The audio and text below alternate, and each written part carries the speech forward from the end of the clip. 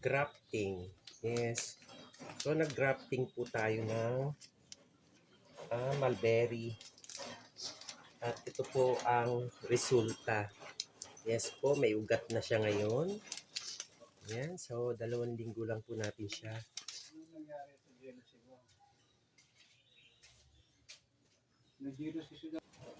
So, ito po ay nag-grafting po tayo ng mulberry. At ito na po for, yeah, I guess this is already 3 weeks. Ayan po, at may ugat na siya. Ayan, nagkaugat na po ang mulberry natin. At ngayon po ay itatanim na natin siya sa paso. Okay? So, ayan po, panoorin nyo kung paano po natin gagawin. So, all we have to do is to remove the leaves. Ayan. So, medyo kakalbuhin po natin ang leaves na to. Then, afterwards, dito naman po sa part na to, sa ibabaw, on the second part, gagawin po natin ang grafting ulit. Ayan, guys. So, sundan nyo ako, guys, sa ating pagga-grafting. Okay? Itatanim na po natin tong mulberry tree. So, ayan na po yung ating mulberry.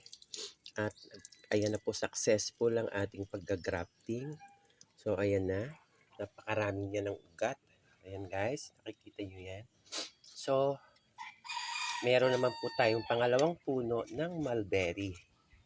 Ayan po. At ngayon, tayo po ay hinuhukay ko po itong pagtataniman natin kasi we're going to do a bonsai mulberry. Okay, guys? So, ito po ang kanyang paso kung saan po natin siya itatanim. Okay? So, para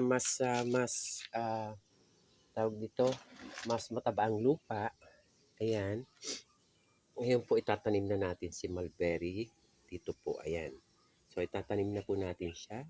So, medyo laliman lang po natin. Ayan. Laliman natin ng konti. Kaya po dito natin muna siya nilagay sa malaking paso. Para po sa ganon ay makahinga po ang mulberry. Okay. So, ngayon, what we have to do is to put this, before that, we have to cut the leaves. Okay? So, tanggalin natin yung mga dahon na to sa baba. Yan. Then, afterwards, itatanim na natin siya dito. Ayan. Ayan, guys. Ang ganda ng pagkakaupo niya, no? So, ayan po. At, so, ayan. Medyo malalim na. Yes, ayan. Malalim na siya. Ayan. So, ngayon, lalagyan na natin siya ng lupa. Yes. Sa soil na natin siya ilalagay.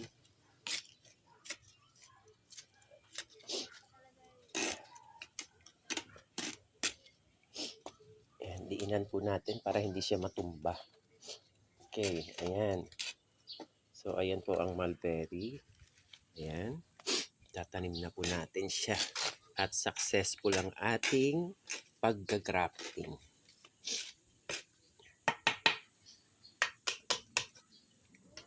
Ayan. So, ang gagawin ko po dyan ay kakalbuhin ko yan. Okay? So, ayan po ang mulberry natin. Ayan, grown na. So, mula po yan sa ating pagga-grafting. Okay? So, tatanggalan ko po siya ng dahon. So, ayan po, tatanggalan na natin ng dahon para po mamunga. Ayan. Tanggalan po natin ng dahon ng ating mulberry para sa ganun po mamunga siya. Ayan. Okay, tatanggalan ng dahon para mamunga. Okay. Ayan po ang ating mulberry tree. So, ayan po guys, at tayo ay nakapagtanim na naman ng bagong mulberry tree. At ito po ay ating pangalawang, ayan po ay pangalawang puno. Okay, so gagawa na naman po ako ng pangatlo. Doon pa rin po sa pinaka-base ng pinagputulan po natin. Okay. So, ayan po yung pinagputulan natin. So, tatanggalan po natin siya ng dahon. Para sa ganun ay magkadahon at mamunga. Kakalbuhin natin. Ayan. Ayan, kalbo na siya. So, patutubuin naman natin siya ngayon. So, ngayon po maglalagay naman tayo ng support para hindi po matumba ang ating mulberry. So, ayan po kahoy sa likod.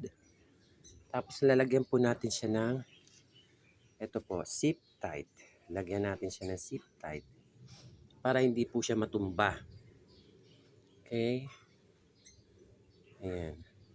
So, i-zip tight po natin siya para hindi po matumba. Ayan.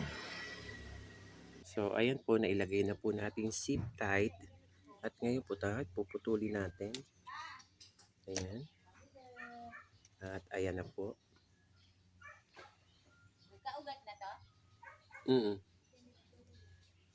Ayan po at successful po ang ating pagga-grafting. Ngayon, lalagyan po natin ng mga patabato sa ayan.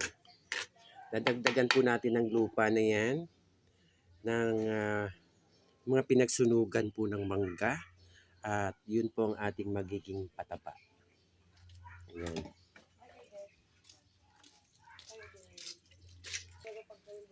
So ayan po, nilagay natin yung dahon ng mga mulberry para po mag-moisture ang lupa.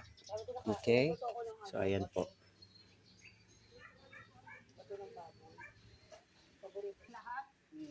Hoy, punta ka na doon. Dami tao doon sa plaza. Ano yan, laro doon? Hindi, ano yan? Sa bayan?